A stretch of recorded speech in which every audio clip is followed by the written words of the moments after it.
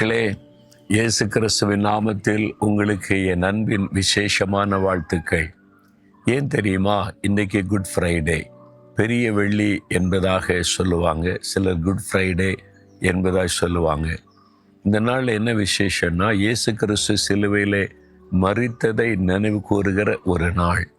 அவர் நமக்காக கைகளிலும் கால்களில் ஆணடிக்கப்பட்டவராய் சிலுவையிலே தொங்கி மரித்தார் அல்லவா? அந்த நாள், அதை நினைவு கூறுகிற ஒரு நாள் அது. இயேசு மரித்த 3வது நாள் உயிரோடு கூட எழுந்தார். ஆனால் அவர் சிலுவையிலே மரித்தது ரொம்ப முக்கியமான ஒரு காரியம் அல்லவா? ஏன் அவர் மரிக்கணும்? கடவுள் மனிதனாக வந்து ஏன் மரிக்கணும் அப்படின்னு சொன்னா, ரத்தம் சிந்துதல் இல்லாமல் பாவ மன்னிப்பு உண்டாகாது. மனிதனுடைய பெரிய பிரச்சனையே பாவம்தான்.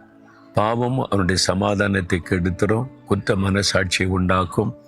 பாவம் வியாதிகளை கொண்டு வரும், வேதனைகளை கொண்டு வரும், சாபத்தை கொண்டு வரும், கடைசியில் நரகத்தின் அக்னிக்குள்ளே கொண்டு போய்விடும்.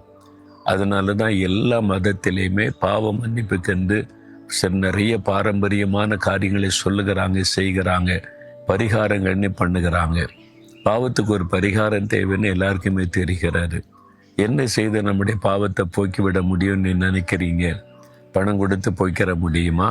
அல்லது நம்மையே வருத்தி கொண்டு அடித்து காயப்படுத்தி போய்க்கிற முடியுமா? அல்லது தான தர்மம் செய்து போய்க்கிற முடியுமா? எதுக்கும் பாவம் போகாது. ஒரு பரிகாரம் தேவை. அதற்குத்தான் எல்லா வேதங்களுமே சொல்லுகிறது, ரத்தம் சிந்துதல் மூலமாக தான் பாவம் மன்னிக்கப்பட முடியும். குற்றமில்லாத ஒரு மனுஷர் ரத்தம் சிந்தப்பட்டாதான் மனிதனுடைய பாவங்கள் மன்னிக்கப்படும். மனுஷன் திருப்திக்காக மிருகங்கள், பறவைகளை பலி செலுத்தி ரத்தம் சிந்தி என் பாவம் மன்னிக்கப்பட்டதுன்னு தன்னை திருப்திப்படுத்தி கொள்கிறான். ஆனால் அது முழுமையான ஒரு சமாதானத்தையோ விடுதலை கொண்டு வருவதில்லை. ஆகவே தான் கடவுள் மனிதனாய் வந்து பரிசுத்த ஒரு வாழ்க்கை வாழ்ந்தார். இயேசு கிறிஸ்து பரிசுத்த வாழ்க்கை வாழ்ந்து தன்னுடைய 30வது வயதில் ஊழியத்தை ஆரம்பித்து 3½ ஆண்டு கால மக்களுக்கு நன்மை செய்து சிலுவையிலே மரிக்க தன்னை ஒப்பு கொடுத்தார்.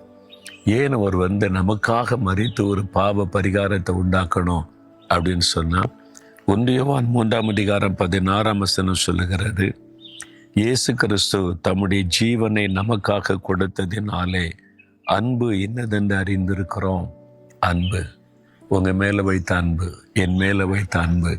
ஐயோ, நான் சிருஷ்டித்த என் பிள்ளைகள் இந்த பாவத்தில் அகப்பட்டு கொண்டு சாபத்துக்குள்ளாகி இந்த பொருளாதார பிசாசினால் பாதிக்கப்படுகிறாங்களே, இதுக்கு ஒரு பரிகாரத்தை உண்டாக்கணும்னு சொல்லி அவர் நம்மீது வைத்த அன்பின் நிமித்தம் அவரே இந்த உலகத்தில் மனிதனாய் வந்து தன்னையே சிலுவையிலே பலியாய் கொடுத்து பாவத்திற்கும் சாபத்திற்கும் பரிகாரத்தை உண்டாக்கினார்.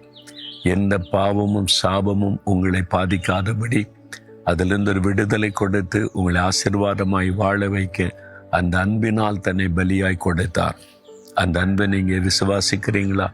உங்கள் மேலே இயேசு வைத்த அன்பை விசுவாசித்து, இவ்வளவா என் மீது அன்பு கூறுத இயேசுவே, உம்முடைய இரத்தத்தினால் என்னையும் கழுவி பரிசுத்தப்படுத்தும், இந்த பாவ சாபத்திலிருந்து விடுதலையாக்கி அருளும் நீ ஜெபித்தீங்கன்னா, இந்த இயேசு சிலுவையில் இரத்த சிந்தி மரித்ததின் ஆசீர்வாதத்தை நீங்கள் பெற்றுக்கொள்ளுவீங்க.